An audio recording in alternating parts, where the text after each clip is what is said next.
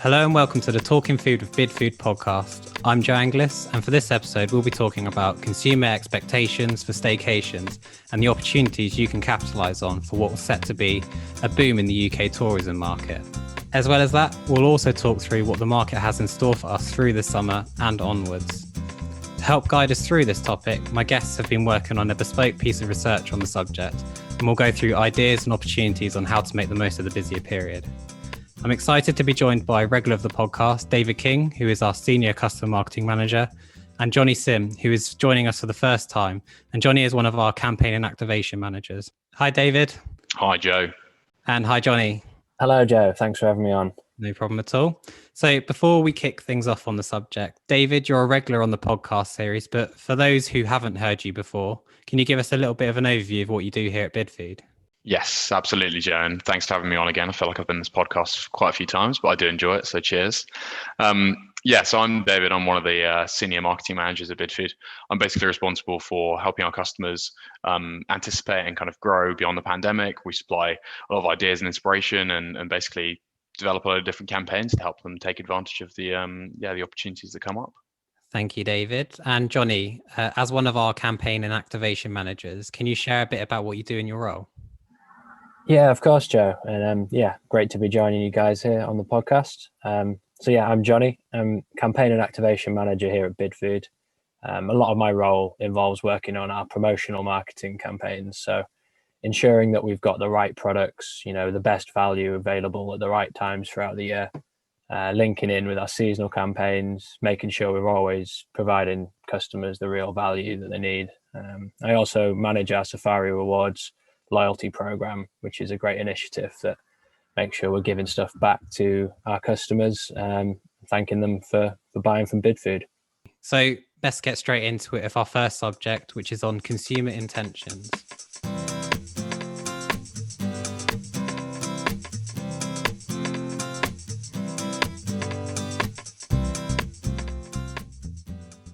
Welcome back. So, David, can you tell us a little bit about the research you commissioned and what you found out from it?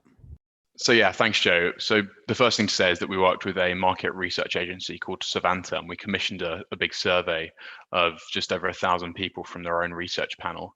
What we did was we conducted the survey from the 9th of April, basically through to the 26th of April, and we learned a load of really interesting stats from it. So essentially, the kind of really main things that I want to cover over this podcast is that staycations are going to be huge over the next year. It's not just going to be a sustained piece just for the summer. It's going to continue to grow and it's going to continue to be something that we see. So what we've done is we've basically highlighted a few really key points and we want to talk them through with our customers to make sure they can see the opportunities.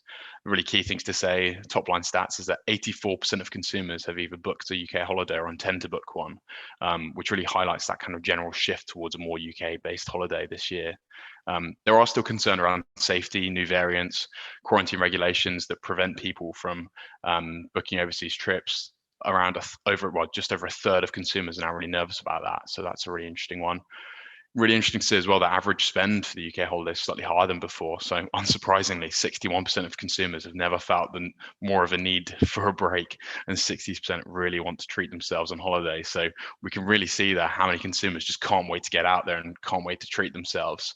So ultimately, paints a very encouraging picture for the market, I'd say. And then, Jonny, is there anything else that you've seen in insights that you could add to what David has said about consumers? Yeah, so there was a really interesting webinar from the guys at Mintel the other day, which was looking at COVID and food service a year on, looking at kind of the slightly longer term shifts that we're kind of seeing. And one of the key things I took away was that, staycations isn't just going to be a short term fad just for this summer.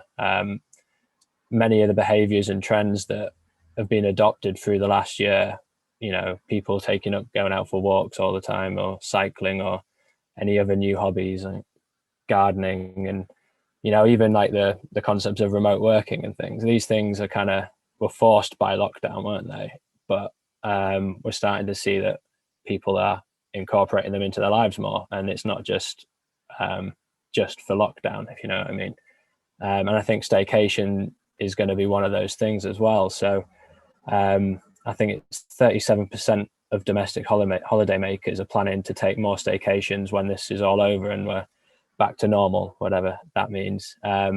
But it's certainly something that's going to continue in popularity, and obviously people have almost been forced to take it this last year. But I think people are therefore going to enjoy it more, see the amazing places that the UK has to offer, and probably explore them a bit more going forward.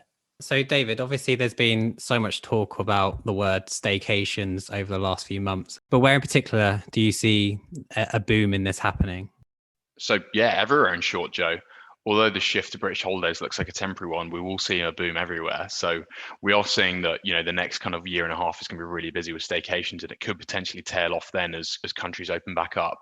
But we see, beach locations, large hotels have both really increased in appeal to UK holidaymakers from before the pandemic. Across the kind of the coast of England, Wales, Scotland, everyone's really seeing a benefit there to bookings already, which is great. The main reasons for this is that people want to change of scenery and to relax. They're the top motivators for UK holidaymakers. If people are looking to go away, the main reason for that is sunshine and hot weather, apparently. So again, not really a surprise there. So yeah, coastal areas are going to see a massive amount of growth, but we're also seeing quite a lot of inland growth too. So expect, if you're a leisure venue, a hotel, a pub, a restaurant, wherever you are, to see an increase in traffic. We're going to see kind of more remote getaways. We talked about camping and glamping and those kind of things. Those type of breaks will see good traffic. Country pubs, holiday parks, leisure activity, all of these kind of things are going to get a share of the pie. So it's really important that if you're an operator at the moment and you're seeing a few bookings go up, it's really important that you drive them, and then you're ready for them when they come. So yeah, hopefully some really profitable volumes are going to come to us all. And you spoke about like being people wanting to, they're feeling a bit trapped at the moment in working at home and stuff. And I actually saw an article recently about how people are taking longer holidays, but then working like a week or so as part of it, but they just want to do that so like it's a new location. Do you see anything in terms of like hotels or wherever adapting to support people wanting to work potentially as well? Yeah, it's a really good one, actually. I think a lot of hotels and a lot of pubs and basically cafes are really kind of setting themselves up now as places to work too, because virtual working is something that is very present now. And I think this ability now to take a longer holiday and work from a place, and actually not actually book it as holiday, but have, a few days before the holiday and a few days after to kind of recharge and get into a different workspace is something really interesting. It's definitely something we're seeing people places adapt to, whether it's, hotels offering, better working spaces, whether it's pubs actually letting themselves have those deals you can work in them all day for, free Wi-Fi, tea, coffee, and meal, all that kind of thing. So yeah, that's definitely something we're seeing in scope. Great. Thank you, David. Next up, we'll be talking about the opportunities on the horizon for operators.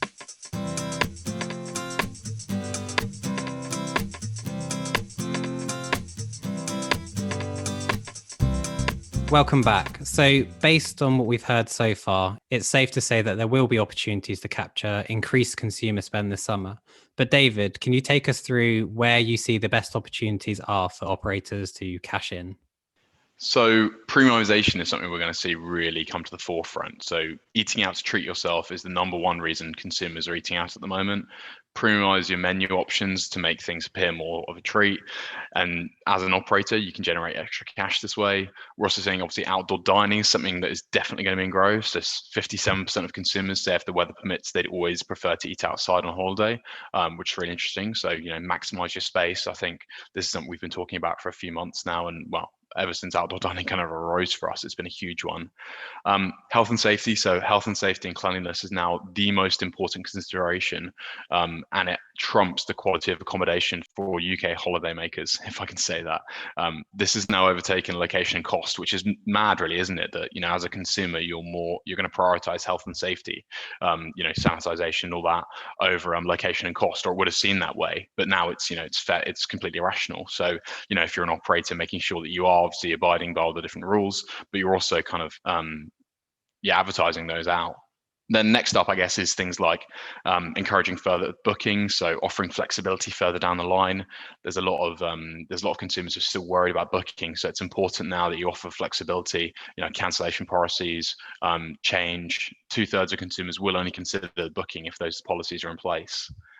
And then I guess another one to consider is selling every day part. So selling, people are really going out and eating more than they used to when they're going out. People are so pumped to get back into the industry. So it's really important that when you're there, and as an operator, you can actually offer as many day parts as possible to generate cash, to tempt them in, and things like breakfast are an opportunity, but also things like lighter lunches to appeal to more, and kind of make sure that you get a consumer coming back, breakfast, lunch, dinner, as many times as possible, really. That's great. And Jonny, what products do you see being really key for operators then? Yeah, so we've actually done quite a lot of work on this as part of our Celebrate Summer campaign, which is one of the campaigns that we've launched at the moment throughout May, June, and into July and August as well. And it's all about helping our customers obviously get back to celebrating the summer again, which we haven't been able to do for a long time. And part of that, we've picked around 300 key products, great deals, loads of ideas, and how best to use them. Customers can find that in their latest copy of our Marketplace magazine at the moment. But some of the key themes I think are really important. First up, best of British. So tying into that kind of staycation theme, the popularity of traveling around the UK, what better time to actually celebrate provenance?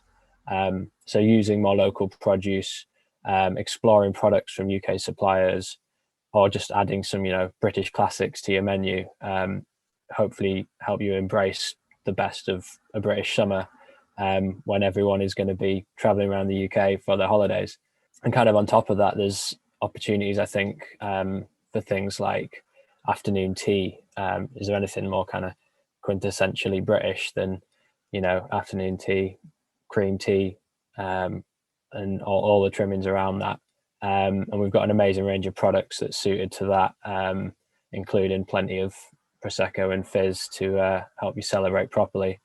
We've also got Afternoon Tea Week coming up, I think, in August, which is another thing that you can tie into your menus, get theming around that, and just kind of use that as a way to get involved.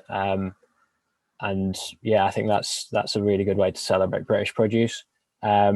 Equally, vegan, people are always talking about vegan, and sometimes even though there's only, I think, less than 2% of the population of the UK is actually vegan, it is predicted that by 2025 that'll be a quarter of the British population will be vegan or vegetarian.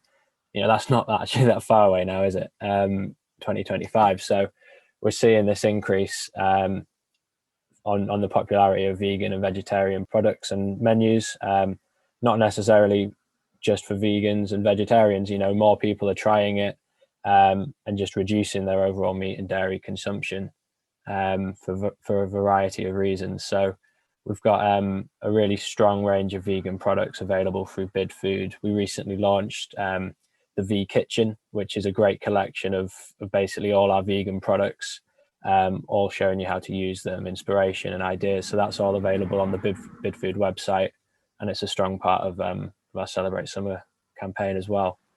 And I say another actually really key area of products to include is no alcohol and low alcohol. So whether it's because of moderation and kind of increased focus on wellness, but the low or no alcohol market is really starting to grow a lot more. I think almost a third of UK consumers are planning to drink less than they used to pre-COVID. And so making sure you've got those kind of options available is really important to help people, celebrate how they want to. For example, we've got just launched Clean Co, which are a really great range of products. I think they've got like a gin, a rhubarb gin, a rum, and it's obviously very low alcohol content to kind of replace those classic alcoholic drinks. We've got great deals on them as well. So those are kind of three kind of key themes, I think, that are really useful products to focus on. Just to kind of add to what Jonny said there, I think we've really seen the kind of Monday to Thursday, no and low alcohol kind of drinks coming through a lot. And then vegan on that, I saw that we recently did a piece with Matt Tebbett, Saturday Kitchen's host, and him and our chef Martin did a big V Kitchen cook up for our Bid Food Kitchen. It was filmed live, but you can still watch the recordings back on our website. And it was really, really good to see those two actually. I think Matt Tebbett was quite surprised about all the quality of the vegan products, given that he wasn't that keen from the start, let's say. No, and he made sure he ate all the food, didn't he? So yeah, clearly enjoyed it. So, and other than that, Jonny, what ideas do you have to maximize the opportunity for the summer period?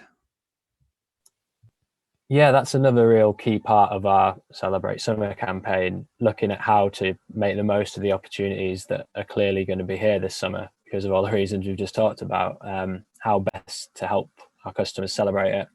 And we've got loads of ideas and inspiration online. If you head to bidfood.co.uk/summer, there's loads of stuff there. But some of the key points I would say, I think David mentioned it earlier, but investing in your outdoor space. We all saw throughout April how willing people were to sit in a rainy beer garden just to be able to drink a pint. And obviously people with outdoor space have really benefited. But if you have got it, make the most of it, invest in heating and coverage. I think 75% of consumers have said that they'd be willing to eat outside through the winter, or have a drink outside through the winter, if there was heating and if it was covered. So people obviously like the experience of it, not just on your summer holiday, like David was saying earlier. If you can make your outdoor space kind of cozy and have nice lights and all that sort of stuff that makes people want to post it on Instagram, then people are going to be attracted to it, and you're going to get free advertising to entice people to come and visit you as well. So that's certainly an important thing to consider. I think refining your menu is another option. So I think David touched on it slightly earlier in terms of premiumization. We saw quite a lot of menus from restaurants be a bit more restricted through lockdown for obvious reasons. And 70% of consumers were kind of happy to see limited menus. But I think on top of that, you've still got a significant proportion of people who are looking for new flavors, new trends, and new foods. Over 2/3 of people would pay more for dishes that are difficult to make at home, and over half would pay for more ethically sourced ingredients. So it really is kind of quality over quantity for most consumers. I think a lot of people learned to cook maybe for the first time, or started to really enjoy cooking as a hobby through lockdown, and so that point of difference, those meals you can't necessarily cook very easily, or those ingredients you don't get so easily, that's the way to really entice customers to dine out and probably spend quite a bit more as well. Another point I would say as well is just embracing occasions to celebrate. We haven't had much opportunity to celebrate, have we, over the last year? And there's a big pent up kind of list of things and everyone's missed, and cancellations, and all those celebrations we've not been able to do. There's a big backlog. So 82% of consumers are going to visit restaurants or get takeaways to celebrate one of them special occasions. But you've also got things like sporting events. You can encourage social eating and drinking around that, and other key calendar events to celebrate this summer. So I think National Fish and Chips Day is coming up soon in June. Obviously, there's the start of the European Championship, which is obviously a great opportunity for pubs and things like that. We've got great products like pretzel burger buns in the shape of a football. Little tweaks like that to your menu just makes a little difference, I think. We've actually got a really helpful timeline on the summer website on bidfood.co.uk showing upcoming events that might have opportunities to kind of get involved with, or to feature on menus. And I think just finally, looking at more ways to be sustainable. 25% of UK consumers have stated that the environment is now a higher priority for them since the COVID outbreak. I think it was a reset moment for a lot of people, wasn't it? A chance to reconnect with nature, understand the impact we have on it a bit more. And I think that's going to have a lasting effect. And 44% of people are actively looking for more information about sustainability. And I think that really highlights the importance in consumers' minds when they're making their purchasing decisions. So if you can think about that as an operator and shout about your credentials that you do have, it's a really attractive thing for the customer.